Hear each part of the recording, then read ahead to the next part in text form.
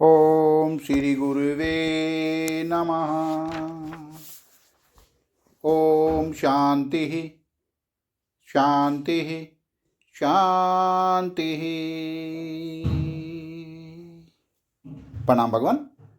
भगवान, अभी हमारा सत्संग पक्षपात रहित अनुभव प्रकाश श्री स्वामी विशुद्धानंद जी प्रसिद्ध काली कमली वाले बाबा जी द्वारा विरचित और सर्ग नंबर 4 से सत्संग चल रहा है भगवान, जिसमें शीर्षक चल रहा था एक राजपुत्र की कथा जिसको गर्भ में ही आत्मज्ञान हुआ था। तो सत्संग कंटिन्यू करते हैं भगवान। इसी समय जैसे सूर्य पूर्व दिशा से उदय होता है, तैसे माता के उदरते बालक बाहर निकसा। सो सुनकर राजा आया और देखा तो रानी को पुत्र जन्म का हर्ष किंचित भी नहीं और न शोक है, एक से स्थित है। सो देख आश्चर्यवान हुआ और कहा, हे रानी, तूने कौन समता रूप अमृत पान किया है कि सुख दुख विषय सम है। रानी ने कहा, हे राजन, मैं चैतन्य आप अमृत स्वरूप हूँ। मुझ सत्य चैतन्य अमृत से भिन्न सर्व असत जड़ दुख रूप मृत्यु है। राजा ने कहा, तू इस देह से भिन्न है तो पुत्र कौन है, मैं क्या हूँ। रानी ने कहा, न तू न मैं न पुत्र, एक सत्यचित आनंद साक्षी आत्मा मैं हूँ। जब सर्व में चैतन्य आत्मा हूँ तो मैं पुत्र आदि सर्व जगत मैं ही हूँ। राजा ने कहा, यह विचार तुझे किससे प्राप्त हुआ है। रानी ने कहा, विचार और विचार करने योग्य विचारकर्ता इत्यादि त्रिपुटियाँ स्वप्नवत सर्व माया मात्र हैं।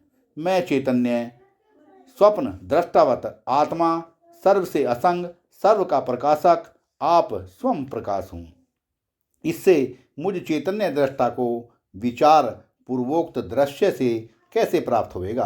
हे राजन, असली विचारे तो स्वप्न दृष्टा ही स्वप्न दृष्टि रूप होता है, तैसे अस्थि भांति प्रिय रूप मैं चैतन्य आत्मा ही सर्वरूप हूँ। राजा ने कहा, हे पुत्र, तू धन्य है कि तेरे संग से रानी और मैं अपने स्वरूप को प्राप्त हुए हैं। पुत्र ने कहा, हे पिता, तू स्वरूप से आगे कब भिन्न था जो अब पाया है, तू आप से आप है। राजा ने कहा, तृष्णा ने पिशाच के समान मन को पकड़ा है, जब तक यह नाश न होए आत्म सुख कैसे प्राप्त होए। पुत्र ने कहा, तृष्णा का क्या रूप है। राजा ने कहा, अप्राप्त भोगों की इच्छा, प्राप्त के नाश के अभाव की इच्छा। पुत्र ने कहा, सो इच्छा किस में उठती हैं। राजा ने कहा, अंतःकरण में।